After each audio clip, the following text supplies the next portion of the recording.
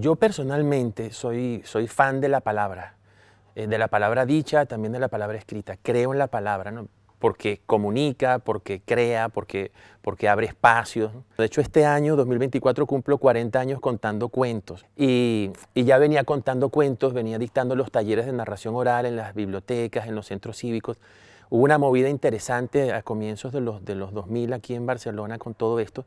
Y era cuestión de tiempo que decidiéramos, pues, hacer un festival. Y el festival fue la excusa para nosotros conformarnos como asociación formalmente, digamos. El festival es Munt de Mots, que este año cumple 15 años, y lo comenzamos a hacer pues ese año 2010, el año que formalizamos nuestra existencia. La asociación trabaja la palabra. La asociación se llama Munt de Paraules. Nuestro principal objetivo es potenciar la palabra. Somos sobre todo firmes creyentes de la narración oral y del poder que tiene la narración oral para crear vínculos, para hacer comunidad, pero también, y esto es una cosa básica para nosotros, la narración oral como una manera de imaginar nuevos mundos. De lo que sí estoy seguro es de que la comunicación interpersonal humana no solamente es recomendable, sino que es necesaria, no se puede vivir sin eso. Nuestra manera de crecer es viéndonos en el otro y relacionándonos con el otro. La narración oral permite esto. Pero no solamente permite esto, pero la narración oral es comunicación al final. Puede parecer que no, puede parecer que hay un narrador en un escenario hablando a otros que están en silencio, pero esto no es así, bien. En realidad hay una comunicación muy directa entre el narrador, la narradora y el público. También es un acto, en este sentido, yo diría que es subversivo, porque es un acto de creación colectiva. Cuando yo estoy contando un cuento, el cuento existe porque tú estás aceptando mi invitación a imaginar lo que yo te digo. Mis palabras solamente sugieren, pero que tú puedas soñar eso ya es tremendo. Pero que tú lo puedas soñar con otras 20, 50, 100 personas al mismo tiempo. Una vez que el proyecto del festival se fue consolidando y se fue haciendo sostenible, ya entendimos lo que llaman los norteamericanos el know-how, ya sabíamos cómo se hacía, dijimos, bueno, una cosa que podemos hacer es exportar este know-how y también pensar en hacer festivales en otros lugares. Ya este año hemos hecho la segunda edición del Festival AC en Hospitalet.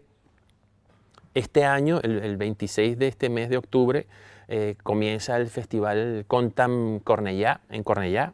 Después se nos planteó la idea de trabajar con las escuelas. En realidad la teníamos desde hace mucho tiempo. Desde 2020 estamos haciendo unos proyectos que se llaman Una contaire a la teva escola y Escribir poesía. Vamos a las escuelas, no a todas las escuelas, vamos a las escuelas de alta complejidad y ahí dictamos talleres. En el caso de Una contaire a la teva escola, son talleres de narración oral. Los niños son los que van a contar cuentos. Y en el caso de Escribir poesía, es lo mismo pero con la poesía. Hacemos unos talleres de poesía y ellos escriben sus poemas y después hacemos un acto final y los leen, ¿no? En las escuelas de alta complejidad, yo me he encontrado en aulas donde hay 18 nacionalidades distintas. Hay niños, niñas que no solamente no hablan catalán, no hablan castellano ni hablan inglés. Yo invito a los niños, a las niñas que cuenten un cuento en su propia lengua, aunque los demás no entendamos. Y tú tienes que ver el rostro de ese niño que se ha pasado un año en clases con toda la dificultad del mundo, la frustración que produce no poder comunicarse, que de repente esté ahí hablando en su lengua, al fin hablando, sintiendo la libertad de poder comunicar algo, y los demás, bueno, tal vez no entendemos exactamente las palabras, pero sí entendemos que está ese niño allí comunicándonos algo y ya está. El cuento es una excusa para encontrarse, para estar juntos, ¿no? Este año estamos celebrando 15 años del Festival Munt de Mots, es la 15ª edición, y lo hemos querido hacer realizando una edición femenina. Sobre todo vendrán narradoras.